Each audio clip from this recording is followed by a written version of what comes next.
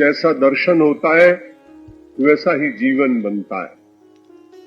दुर्भाग्य की बात यह है कि अपने धर्मप्राण देश में प्रातः काल से लेकर और रात्रि तक मीडिया के द्वारा और चैनल्स के द्वारा जो कुछ दर्शन कराया जा रहा है वो भारतीय संस्कृति के बहुत अनुकूल नहीं।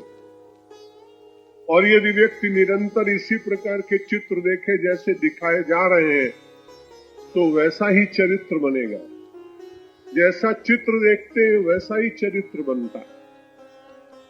और इसीलिए हमारे यहाँ प्राचीन काल में जब माता के उदर में गर्भस्थ शिशु होता था तो उसके कक्ष में चारों ओर वीर पुरुषों के चित्र, संतों के चित्र, भगवान के चित्र लगाए जाते थे, जिससे माता उसे बार बार देखेगी तो वही चित्र उसके गर्भस्थ शिशु के मन पर अपना प्रभाव डाले।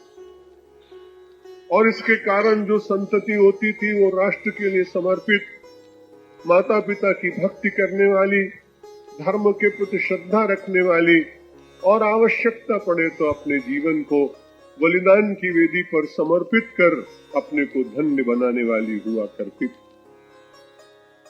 देश को फिर से जगत गुरु के पावन आसन पर बिठाना हो तो मेरा और आपका सबका सम्मिलित दायित्व है ये कि अपने परिवारों में कैसे चित्र आप लगाते हैं इसे बालकों को समझाएं, किशोरों को समझाएं, युवती बहनों को समझाएं कि चित्र चरित्र का निर्माण करता है।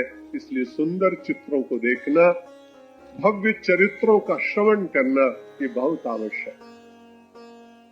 आपको सभी को ज्ञात है कि माता जग रही थी तब तक जब तक सुनाया जा रहा था उनको कि चक्रव्यूह का भेदन कैसे किया जाए।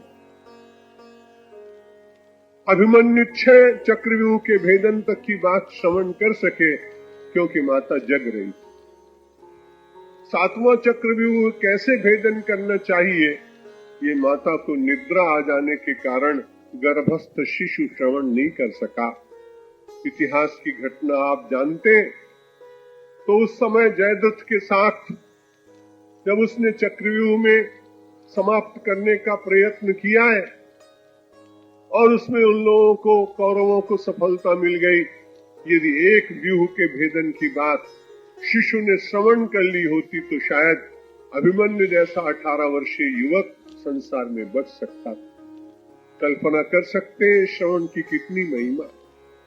इसलिए अपने श्रवण को सुधारने का प्रयत्न करना चाहिए। और हम सब लोग सबसे पहली भक्ति में श्रवण को ही मानते हैं। जब सुनते हैं भगवान की महिमा तो भगवान के प्रति श्रद्धा जागती है। महिमा श्रवण करते करते आप किसी व्यक्ति से प्रभावित होते हैं। महिमा सुनते सुनते आप किसी की वाणी से प्रभावित हो जाते हैं।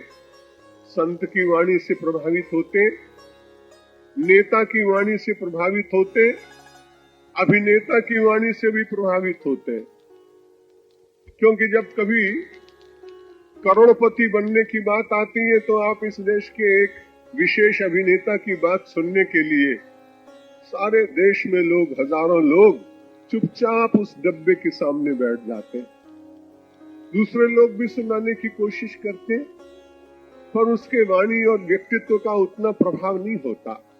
इसलिए हम लोग प्राचीन काल से महात्माओं की वाणी इसलिए श्रवण करते रहे जिससे हमारा जीवन प्रसन्नता से परिपूर्ण हो।